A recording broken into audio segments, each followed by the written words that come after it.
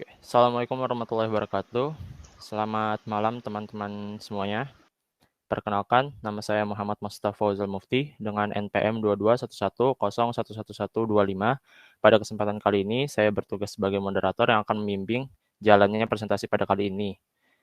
Pada kali ini, kami akan mempresentasikan hasil diskusi kami dari mata kuliah Pancasila dengan materi Pancasila sebagai ideologi dan Pancasila sebagai sistem filsafat. Sebelum kami mempresentasikan hasil diskusi kami akan memperkenalkan anggota kelompok kami dahulu. Saya Salsabila dengan NPM 2211011163. Perkenalkan, nama saya Zawanura Aziza dengan NPM 2251011030. Perkenalkan, nama saya Muhammad Afan dengan NPM 2211011096. Perkenalkan, nama saya Arif Rahmansyah dengan NPM 2211011123. Oke, mungkin kami akan langsung melanjutkan ke sesi presentasi. Untuk materi pertama yaitu Pancasila sebagai ideologi akan dibawakan oleh Salsa. Kepada Pak Salsa dipersilakan. Baik, terima kasih kepada moderator atas kesempatannya. Pada kesempatan kali ini saya akan menyampaikan materi Pancasila sebagai ideologi.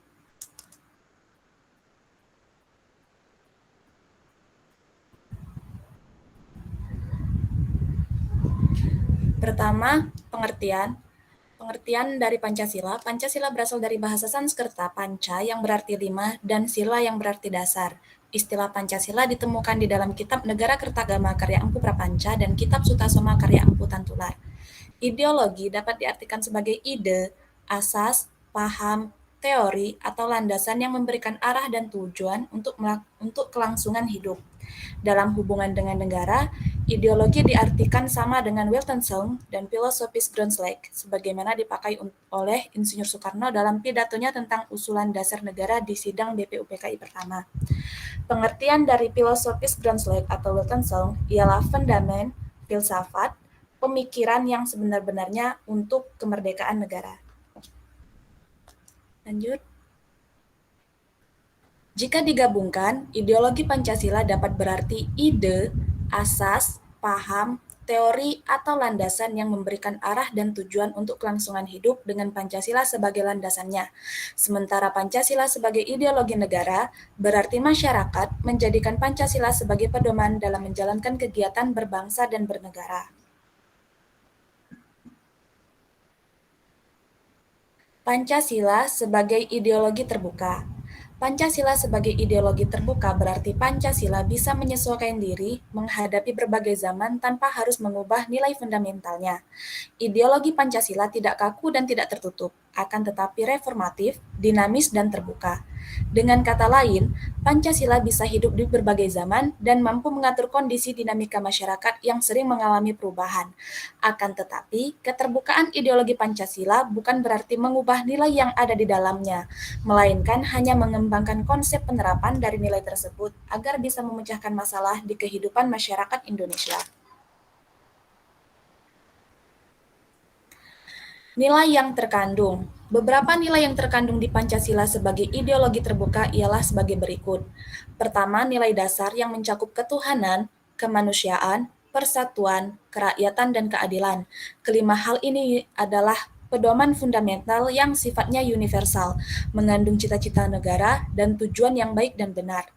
Yang kedua, nilai instrumental yang mencakup arahan, kebijakan, strategi, sasaran, dan lembaga yang melaksanakannya. Konsep ini merupakan perkembangan dari konsep dasar sebelumnya. Yang ketiga yaitu nilai praksis, meliputi realisasi dan instrumental yang sifatnya nyata dan bisa digunakan untuk kehidupan bernegara. Dengan nilai terakhir ini, Pancasila bisa melakukan pengembangan serta perubahan agar bisa sesuai jika diterapkan dalam kondisi masyarakat Indonesia yang berubah. Berikut contoh kasus yang saya sajikan.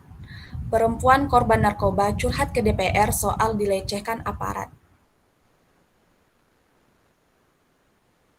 Dalam kasus ini, disebutkan bahwa pengguna nafza inisial B mengalami pelecehan secara tak langsung, di mana pada saat penangkapan terjadi, ia harus mengganti baju di depan petugas yang notabene-nya adalah laki-laki.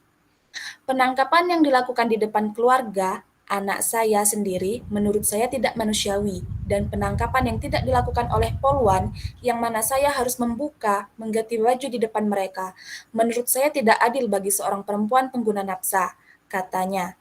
B pun menyebut mestinya proses hukum yang dilakukan terhadapnya mengedepankan nilai-nilai kemanusiaan, terlepas dari kesalahan yang dilakukan.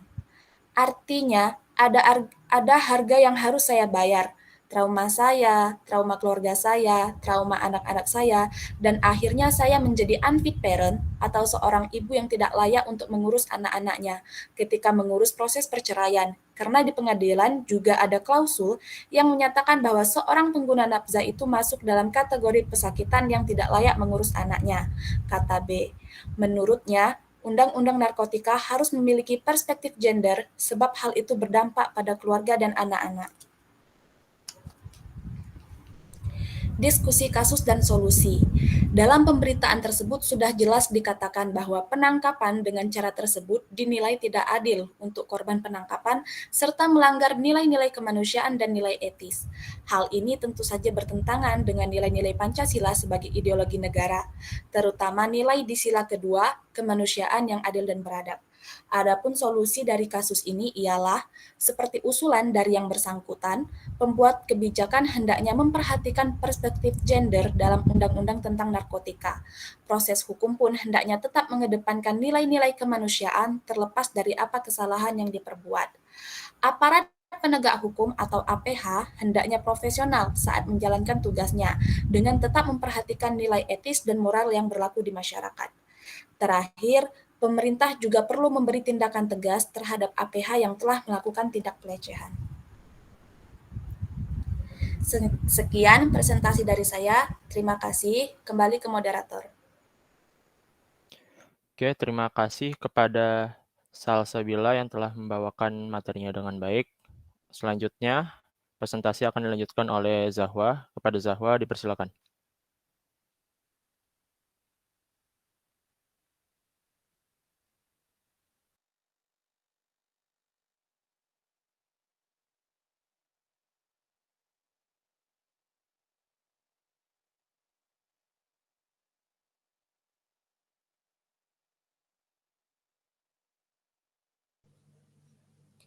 Baik, terima kasih Mostaf.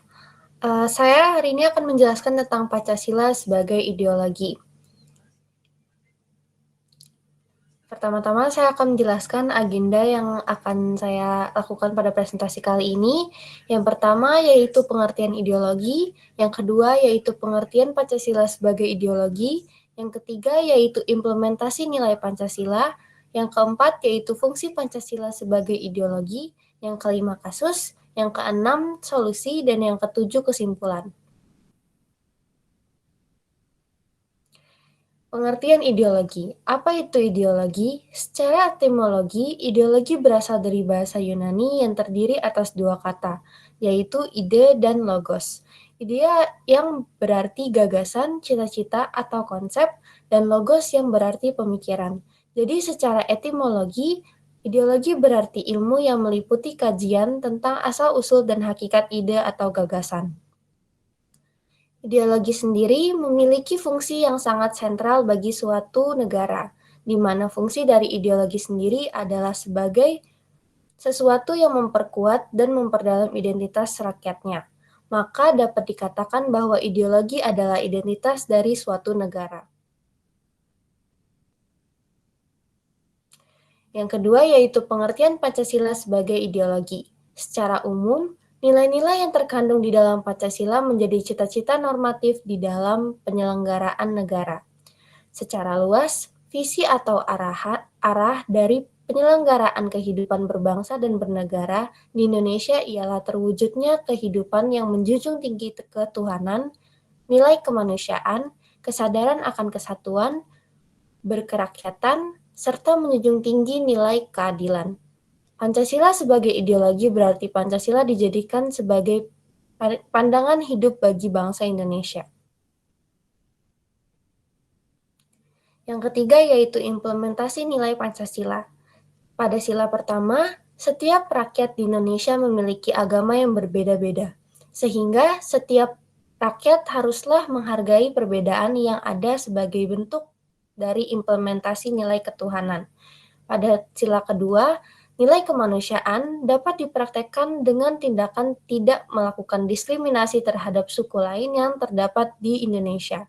Pada sila ketiga, nilai persatuan dapat dipraktikkan dengan menunjukkan sikap cinta tanah air Indonesia.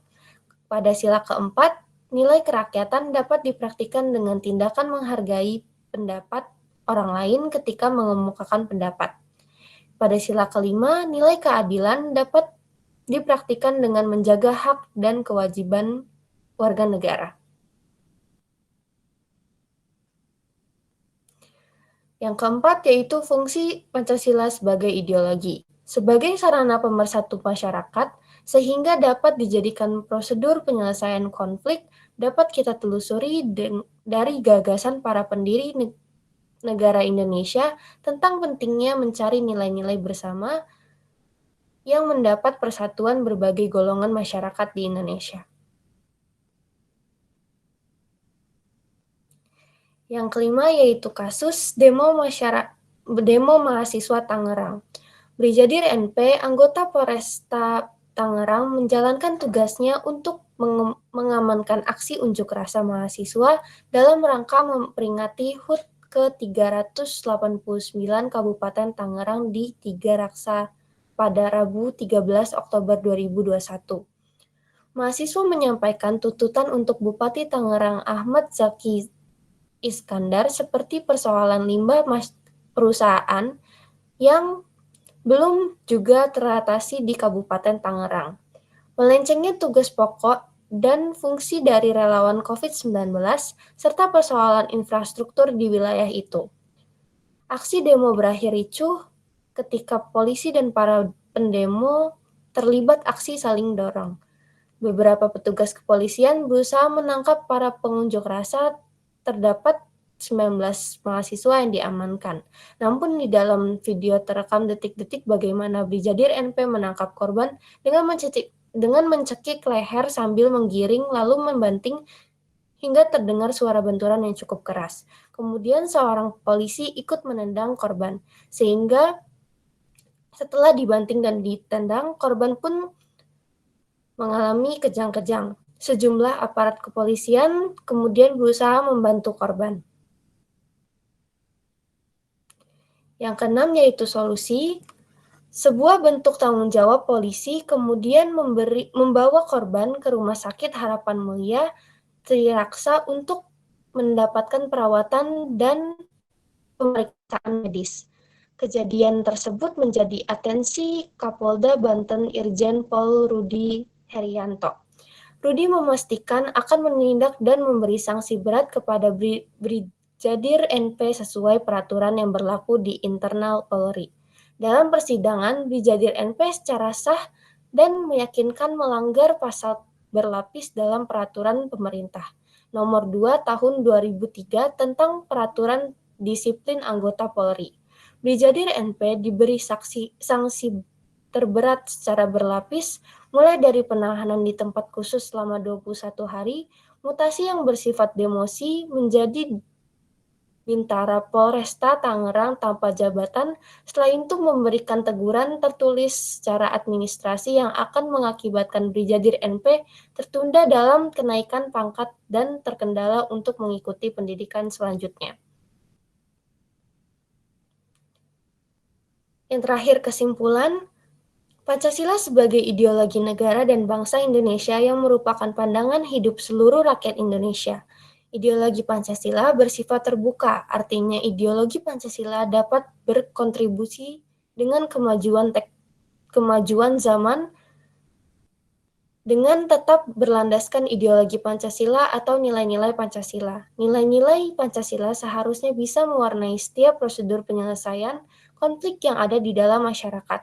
Secara normatif, dapat dinyatakan bahwa penyelesaian suatu konflik hendaknya dilandasi oleh nilai-nilai religius, nilai-nilai kemanusiaan, mengedepankan persatuan, menjunjung tinggi prosedur demokrasi, dan berujung pada terciptanya keadilan. Sekian dari saya, terima kasih. Terima kasih kepada Zahwa yang telah menyampaikan presentasinya dengan baik. Selanjutnya yaitu Muhammad Afan. Kepada Muhammad Afan dipersilakan.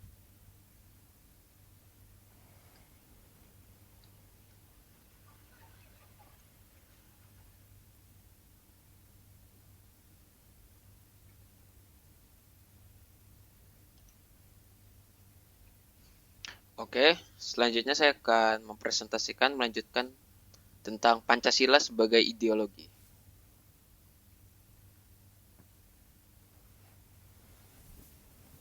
Pengertian ideologi. Ideologi berasal dari bahasa Yunani yang terdiri dari dua kata yaitu idea dan logos. Idea berarti gagasan, pemikiran, atau konsep. Sedangkan logos berarti hasil pemikiran. Jadi ideologi dalam bahasa adalah ilmu yang mencakup studi tentang asal-usul dan sifat pemikiran atau gagasan. Fungsi ideologi. Seperti halnya kartu identitas yang biasanya dimiliki oleh setiap orang sebagai dokumen identitas, ideologi juga dapat digunakan untuk mengidentifikasi suatu bangsa. Selain itu, ideologi memiliki fungsi lain, yaitu fungsi pengetahuan dan orientasi dasar.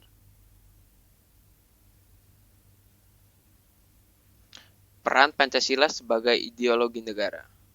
Peran Pancasila sebagai ideologi negara menjadi pedoman bangsa Indonesia dalam menentukan sikap dan perilaku. Nilai-nilai yang terkandung dalam sila Pancasila dijadikan sebagai standar tata tertib bangsa itu dalam kehidupan bermasyarakat dan berpemerintahan. Sebagai ideologi negara, Pancasila juga mempengaruhi pembentukan UUD 1945. Selain itu, Pancasila menjadi pedoman dalam pengesahan undang-undang di tingkat daerah dan nasional. Oleh karena itu, sejak adanya Pancasila, setiap proyek hukum harus berdasarkan suara rakyat dan cerminan rakyat Indonesia. Fungsi Pancasila sebagai ideologi negara. Misinya adalah untuk memungkinkan masyarakat Indonesia untuk mengembangkan dan mempertahankan identitas nasional Indonesia mereka. Memantau seluruh perilaku masyarakat dan mengkritisi berbagai upaya yang memungkinkan terwujudnya cita-cita bangsa yang diwujudkan dalam Pancasila. Lalu pimpinlah seluruh bangsa Indonesia agar dapat mencapai cita-citanya, terutama yang berkaitan dengan cita-cita bangsa dan negara. Contoh kasus, latar belakang pemberontakan DITI di Jawa Barat adalah ketika pemerintah RI pada 1948 menandatangani perjanjian Renville. Berdasarkan perjanjian ini, pengikut RI diharuskan mengosongkan Jawa Barat dan berpindah ke Jawa Tengah. Kartosuwiryo menilai hal ini sebagai pengkhianatan pemerintah RI terhadap perjuangan rakyat Jawa Barat. Bersama-sama dengan kurang lebih 2.000 pengikutnya yang terdiri dari Laskar Hizbullah dan Sabilillah, dia tidak bersedia untuk hijrah dan memulai usaha pendirian Negara Islam Indonesia atau NII.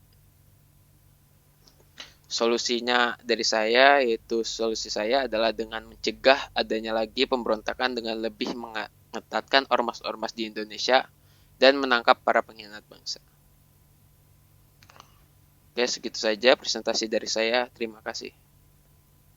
Materi mengenai Pancasila sebagai sistem filsafat yang akan dibawakan oleh Arif Ramansyah. Kepada Arif Ramansyah dipersilakan. Baik, terima kasih kepada moderator yang telah membuka. Dan di sini saya akan menjelaskan pendidikan Pancasila mengenai filsafat sebagai sistem Pancasila. Atau Pancasila sebagai sistem filsafat. Topik pembahasan yang pertama yaitu pengertian filsafat. Yang kedua, pengertian Pancasila sebagai sistem filsafat. Topik ketiga, contoh kasus pelanggaran. Dan topik terakhir adalah solusi. Saya akan membuka dengan perkataan dari Noto Nagoro. Filsafat Pancasila memberikan pengetahuan dan pengertian ilmiah mengenai hakikat Pancasila.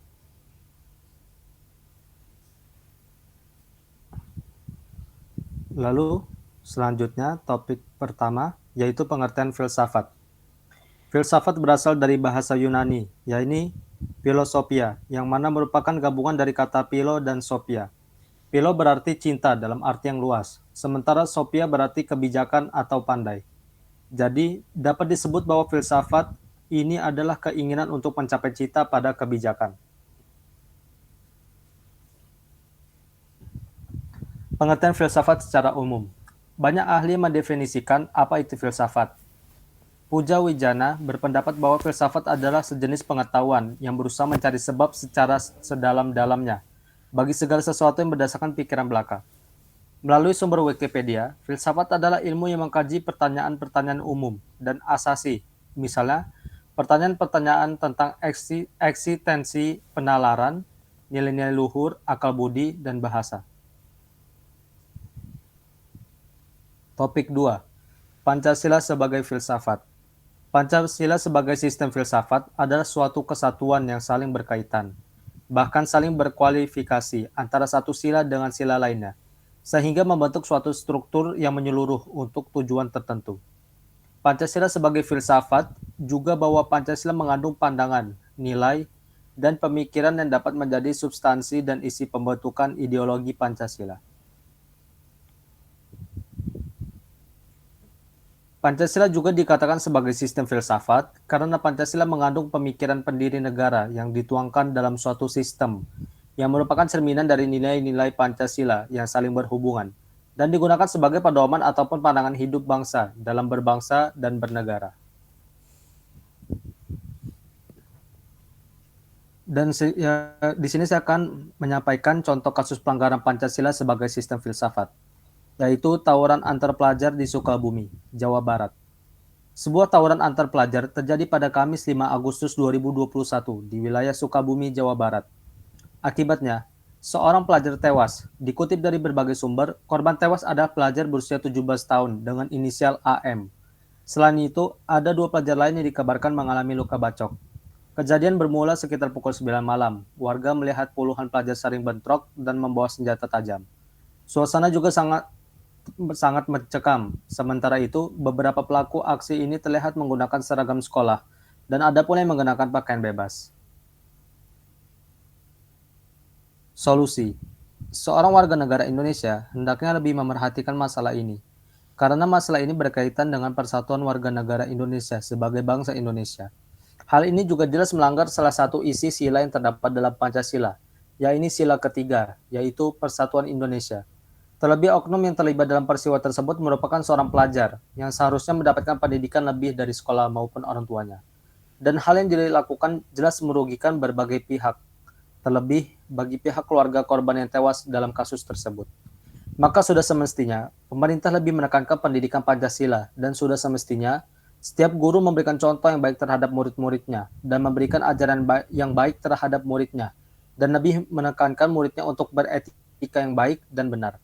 Dan teruntuk orang tua agar lebih memerhatikan pergaulan anak-anaknya dan memberikan pendidikan norma dan adab terhadap anaknya dan menjadi contoh yang baik bagi anak-anaknya.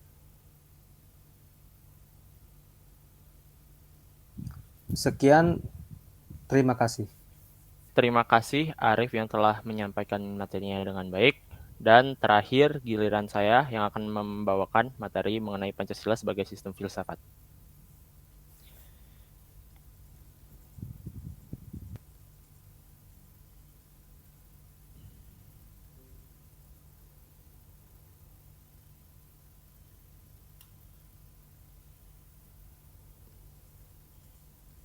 Pancasila sebagai sistem filsafat. Pertama, pengertian filsafat dan filsafat Pancasila. Istilah filsafat secara etimologis merupakan pandanan kata falsafah Arab dan filosofi Inggris yang berasal dari bahasa Yunani, philosophia. Kata philosophia merupakan kata majemuk yang tersusun dari kata philos atau philein yang berarti kekasih, sahabat, mencintai, dan kata sophia yang berarti bijaksana. Hikmat kearifan pengetahuan. Dengan demikian, filosofia secara harfiah berarti mencintai kebijaksanaan, mencintai hikmat, atau mencintai pengetahuan. Pengertian filsafat Pancasila. Filsafat Pancasila dapat didefinisikan secara ringkas sebagai refleksi kritis dan rasional tentang Pancasila sebagai dasar negara dan kenyataan budaya bangsa dengan tujuan mendapatkan pokok-pokok pengertiannya yang mendasar dan menyeluruh.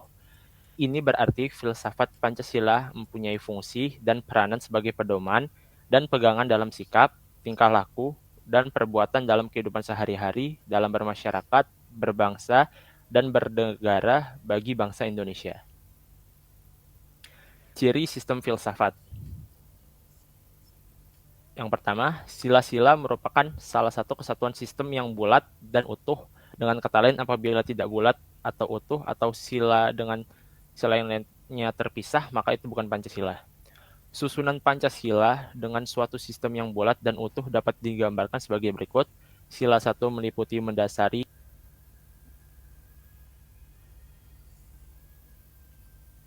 menjiwai sila 2, 3, 4, dan 5. Sila 2 diliputi didasari dan dijiwai sila 1 dan mendasari dan menjiwai sila 3, 4, dan 5.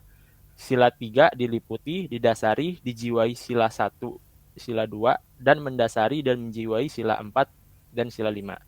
Sila 4 diliputi didasari dijiwai sila 1, 2, dan 3, dan mendasari dan menjiwai sila 5. Sila 5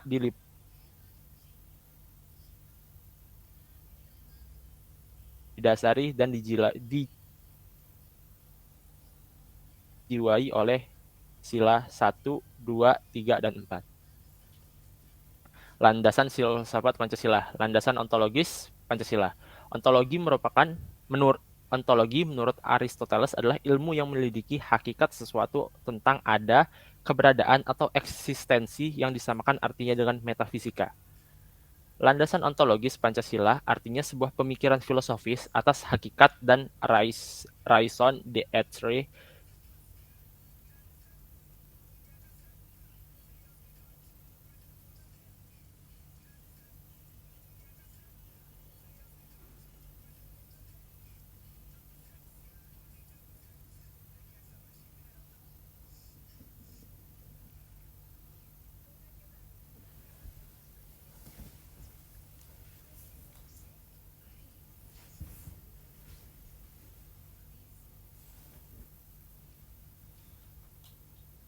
Terima kasih Arif yang telah menyampaikan materinya dengan baik. Dan terakhir giliran saya.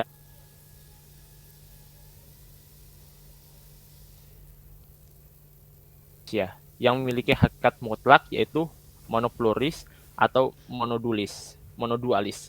Karena itu juga disebut sebagai dasar antropologis.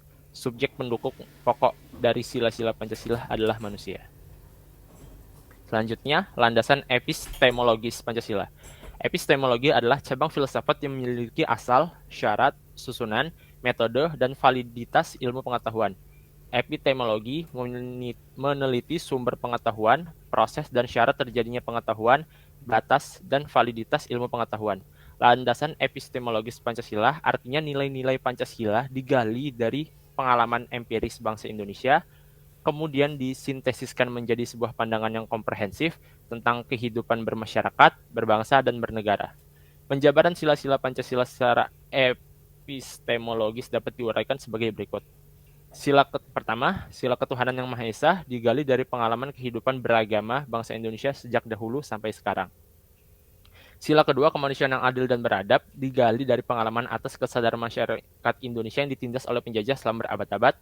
Ketiga, sila persatuan Indonesia digali dari pengalaman atas kesadaran bahwa keterpecah belahan yang dilakukan oleh penjajah kolonialisme Belanda melalui politik divide et impera menimbulkan konflik antar masyarakat Indonesia. Yang keempat, sila kerakyatan yang dipimpin oleh hikmat, kebijaksanaan dalam permusyawaratan atau perwakilan digali dari budaya bangsa Indonesia yang sudah mengenal secara turun-temurun pengambilan keputusan berdasarkan semangat musyawarah untuk mufakat. Dan sila kelima, sila keadilan sosial bagi seluruh rakyat Indonesia digali dari prinsip-prinsip yang berkembang dalam masyarakat Indonesia yang tercermin dalam sikap gotong royong. Selanjutnya, landasan aksiologis Pancasila. Istilah aksiologi berasal dari kata Yunani axios yang artinya nilai, manfaat, dan logos yang artinya pikiran, ilmu, atau teori. Aksiologi adalah itu sesuatu yang diinginkan, disukai, atau yang baik. Bidang yang diselidiki adalah hakikat nilai, kriteria nilai, dan kedudukan metafisika suatu nilai. Landasan aksiologis Pancasila artinya nilai atau kualitas yang terkandung dalam sila-sila Pancasila. Sila pertama mengandung kualitas monoteis, spiritual, kekudusan, dan sakral. Sila kemanusiaan mengandung nilai martabat, harga diri, kebebasan, dan tanggung jawab. Sila persatuan mengandung nilai solidaritas dan kesetiakawanan. Sila keempat mengandung nilai demokrasi, musyawarah, mufakat, dan berjiwa besar. Dan sila keadilan mengandung nilai kepedulian dan gotong royong. Contoh kasus yaitu kerusuhan Lampung pada tahun 2012. Latar belakang, kronologi terjadi konflik tanggal 27 Oktober hingga 29 Oktober 2012 disebabkan oleh kesalahpahaman. Saat itu terdapat sekitar 10 pemuda dari desa Bali Nuraga sedang bersepeda melintas di jalan menuju ke sebuah desa. Dari arah berlawanan, tanpa sengaja rombongan ini menyerempet pengendara motor yang sedang dinaiki oleh 2 orang gadis. Kedua gadis ini adalah warga desa Agom. Setelah kecelakaan terjadi, para pemuda berniat untuk menolong kedua gadis tersebut. Ketika sedang menolong, para pemuda ini harus menyentuh mereka yang justru menimbulkan kesalahpahaman.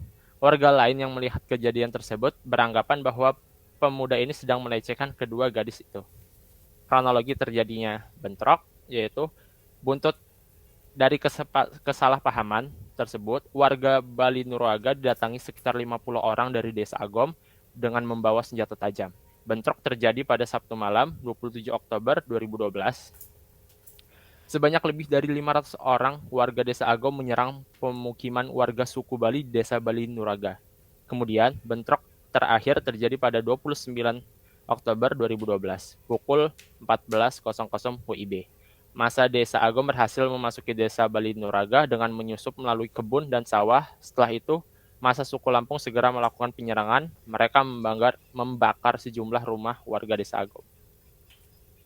Dampak dari peristiwa tersebut yaitu akibat dari peristiwa bentrok antara warga desa Agom dan desa Bali Nuraga, terdapat 14 orang tewas. Selain itu, ratusan rumah dan puluhan kendaraan bermotor juga rusak. Bentrokan yang terjadi sejak 27 Oktober hingga 29 Oktober 2012 menyebabkan ratusan orang dari desa Bali Nuraga mengungsi. Pasca kerusuhan, warga desa Agom dan desa Bali Nuraga melakukan kesepakatan damai untuk tidak saling menuntut secara hukum. Dalam kesepakatan tersebut tercatat ada 10 perdamaian, antara lain kesepakatan untuk menjaga keamanan, ketertiban, kerukunan, dan perdamaian antar suku di Lampung Selatan. Solusi yang bisa saya tawarkan yaitu pertama, intervensi dari pihak ketiga, yaitu solusi konflik melalui pihak ketiga merupakan intervensi pihak ketiga yang keputusannya mengikat para pihak yang terlibat konflik. Kedua belah pihak yang sedang berkonflik tidak mampu menyelesaikan konflik mereka. Yang kedua, mediasi, yaitu proses menyelesaikan suatu konflik melalui bantuan mediator. Mediator merupakan seorang atau suatu tim yang melakukan intervensi konflik atas permintaan pihak-pihak yang terlibat. Yang ketiga yaitu rekonsiliasi, yaitu proses mengatasi konflik yang mentransformasi keadaan sebelum terjadi konflik, yaitu keadaan hidup yang harmonis dan damai. Oke, mungkin sekian dari presentasi yang dapat saya sampaikan. Mungkin presentasi dari saya merupakan akhir dari kegiatan presentasi yang kami lakukan. Sebelumnya kami mohon maaf bila terdapat banyak kesalahan dan kekurangan, dan semoga ilmu yang kami sampaikan bermanfaat bagi diri kami dan bagi teman-teman yang menyaksikan. Oke, sekian dari kami. Selamat malam. Wassalamualaikum warahmatullahi wabarakatuh.